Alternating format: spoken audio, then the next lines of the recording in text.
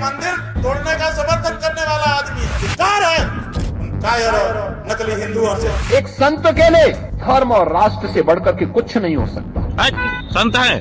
संत कैसे है वो? बताओ कैसे संत है? मुख्यमंत्री संत होता है? उसकी व्यक्तिगत प्रॉपर्टी कुछ नहीं होती। यही योगी जिसको आप लोग साधु संत कहते हो, हम तो हुमायूं का बेटा अकबर कहते हैं।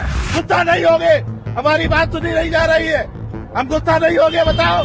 धर्म ही उसकी प्रॉपर्टी है, राष्ट्र ही उसका स्वाभिमान है। उत्तर प्रदेश का मुख्यमंत्री तय करेगा कि भारत का राष्ट्रपति तय करेगा? माहौल बनाना है उनको जनता में कि हम इनसे पूछ रहे हैं और ये शंकराचार्य नहीं है। भारत के राष्ट्रपति को भी अधिकार नहीं है कि वो तय करे कि कौन शंकराचार्य है। शंकराचार्य का निर्णय शंकराचार्य करते हैं। अगर कोई राष्ट्रीय स्वाभिमान को चुनौती देता है तो हमें खुल करके उसके सामने आकर के खड़ा हो जाना चाहिए। बहुत स्पष्ट है हमारी आंखों में कि कल हमारा अंतिम दिन कर देने की इनकी इच्छा थी, क्योंकि ऐसे तमाम कालनेमी होंगे जो धर्म की आड़ में सनातन धर्म को कमजोर करने की साजिश रच रहे हैं। हमें उनसे सावधान होना होगा, उनसे सतर्क रहना होगा। तो आप जो है जब राजनेता हो और मुख्यमंत्री के पद पर बैठे हुए हो, दूसरे टर्म में भी बैठे हुए हो, तो फिर धर्माचार्य बनने का प्रयास आप क्यों कर रहे हो? इसका मतलब कालनेमी तो की जो परिभाषा है वो तो आप ही के करीब खींच रही है चुंबक की तरह। भारत का हित होगा तो सनातन धर्म का हित होगा, और सनातन धर्म का हित होगा तो भारत का हित होगा। दोनों अलग अलग करके नहीं देखे जा सकते।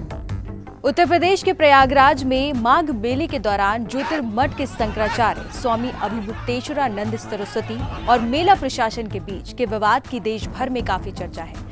17 जनवरी के इस घटना को सप्ताह भर होने को आया है, लेकिन विवाद थमने का नाम ही नहीं ले रहा है। राजनीति के दिग्गजों से संत समाज तक की राय इस मुद्दे पर बटी नजर आ रही है। संगम क्षेत्र के स्नान के दौरान हुए टकराव से शुरू हुआ मामला अब धार्मिक मर्यादा, प्रशासनिक व्यवस्था और परंपराओं की प्रतिष्ठा के सवालों तक पहुंच गया है। ये कोई पहला मामला नहीं है जब स्वामी अभिमुक्तेश्वरानंद सरस्वती विवादों में है। शंकराचार्य उपाधि पर भी विवाद है। अब लोग जानना चाहते हैं कि आखिर स्वामी अभिमुक्तेश्वरानंद है कौन और उनका अब तक का आध्यात्मिक और सामाजिक सफर कैसा रहा। नमस्कार, मेरा नाम है अनुश्री गुप्ता और आज इस वीडियो में हम आपको उमाशंकर से कैसे बने स्वामी अभिमुक्तेश्वरानंद इसके बारे में विस्तार से बताएंगे। हम हैं ज्योतिषपीठ के शंकराचार्य, निर्विवाद रूप से हैं।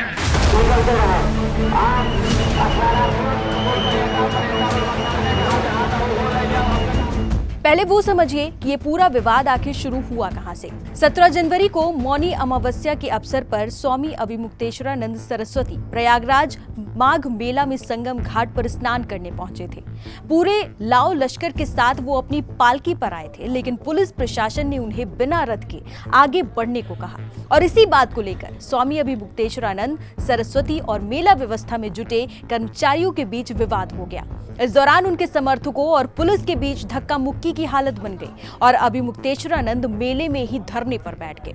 शंकराचार्य बनने से पहले स्वामी अभिमुक्तेश्वरानंद को उमाशंकर उपाध्याय के नाम से जाना जाता था। उत्तर प्रदेश के प्रतापगढ़ के ब्राह्मणपुर जिले में 5 अगस्त 1969 को उमाशंकर उपाध्याय का जन्म हुआ।